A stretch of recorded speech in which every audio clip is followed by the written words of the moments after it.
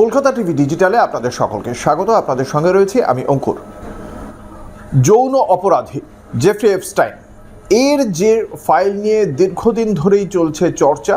2008 সালে এই ব্যক্তির বিরুদ্ধে ধর্ষণ এবং মহিলাদের নিয়ে যাবতীয় অবৈধ কার্যকলাপের অভিযোগ এসেছিল। একটি নির্জন দ্বীপে তিনি নারীদের নিয়ে যেতেন, কোনো ক্ষেত্রে অপহরণের অভিযোগ ছিল, কোনো ক্ষেত্রে সেখানে তিনি যেভাবে কার্যকলাপ চালাতেন তা নিয়ে একাধিক অভিযোগ ছিল।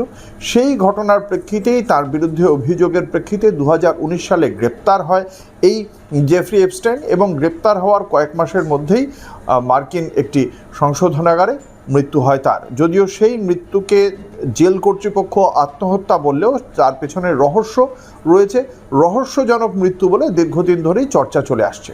এই জেফ্রি এপস্টাইনের কিছু ফাইলস আবারও প্রকাশ্যে এসেছে। এই ফাইলের যে আয়তন তা নেহাত কম নয়, অন্ততপক্ষে 2000 ভিডিও, 1,80,000 ছবি এবং 30 লক্ষ পাতার ইমেল।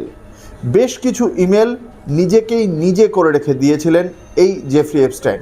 বিশ্বের ধনকুবের থেকে শুরু করে প্রথিতযশা ব্যক্তি, সেলিব্রিটি, রাজনীতিক, তাদেরকে তিনি তার নির্জন দ্বীপে নিয়ে যেতেন এবং সেখানে চলতো এক অদ্ভুত আসর, যেখানে মহিলারা থাকতেন, যথেচ্ছাচার চলতো, ব্যভিচার চলতো এবং সেটা পুরোটাই খুব গোপনভাবে পরিচালিত হতো, যেটা সাহায্য পেতেন তিনি রাজনীতিকদের কাছ থেকে এবং এই চক্র তিনি চালিয়ে যেতেন।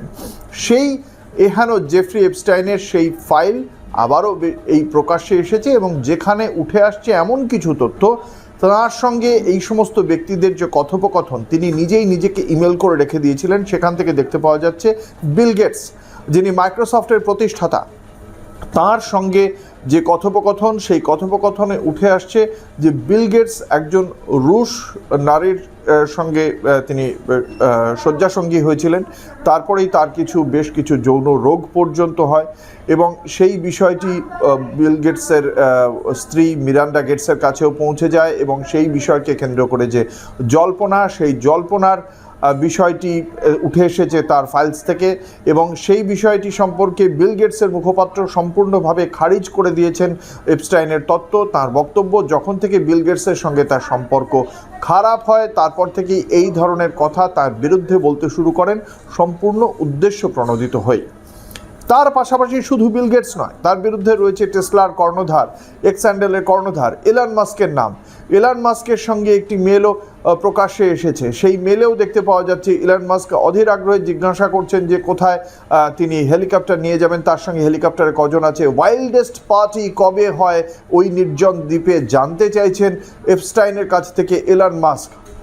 ইলন মাস্কের পাশাপাশি উঠে এসেছে মীরা নায়ারের নাম, বিশিষ্ট চিত্র পরিচালক মীরা নায়ার, সালাম বম্বে যার বিখ্যাত পরিচালনার ছবি, তারই পুত্র বর্তমানে নিউ ইয়র্কের মেয়র জহরান মামদানি। এই মামদানির মা মীরা নায়ার তার একটি ছবির জন্য তিনি গিসলান ম্যাকওয়েলের সঙ্গে মিট করেছিলেন। এই গিসলান ম্যাকওয়েল তিনিও একজন অপরাধী, তার সঙ্গে আবার এপস্টাইনের ভালো সম্পর্ক ছিল।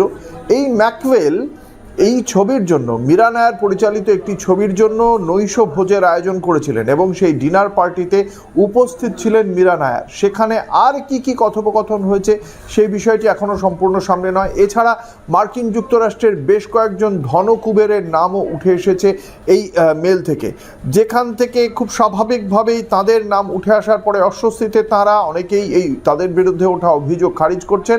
কিন্তু 1,80,000 ছবি, অন্তত 2000 ভিডিও এবং 30 লক্ষ পাতার মেল, এই এত ডকুমেন্টস যা প্রকাশ করা হয়েছে মার্কিন বিচার বিভাগের পক্ষ থেকে, যে বিচার বিভাগের পক্ষ থেকে প্রকাশ করা এই সমস্ত ফাইল, তারা মনে করেছেন এই ফাইল প্রকাশ করা প্রয়োজন, জরুরি, সেই কারণেই তারা প্রকাশ করেছেন। ফলে এই ফাইলের মাধ্যমে আগামী দিনে কি পদক্ষেপ করবে মার্কিন প্রশাসন বা যাদের বিরুদ্ধে উঠেছে এই অভিযোগ, তারাই বা কি বলবেন, তার জন্য অবশ্যই আমাদের অপেক্ষা করতে হবে। অন্তত এই অভিযোগ সামনে আসায় তাদের ব্যক্তিগত ভাবমূর্তিতে যে সামান্য হলেও কালির ছিটে লাগলো তাতে কোনো সন্দেহ নেই। এমনই খবরের আপডেট জানতে দেখতে থাকুন কলকাতা টিভি ও কলকাতা টিভি ডিজিটাল, রাত দিন 7 দিন।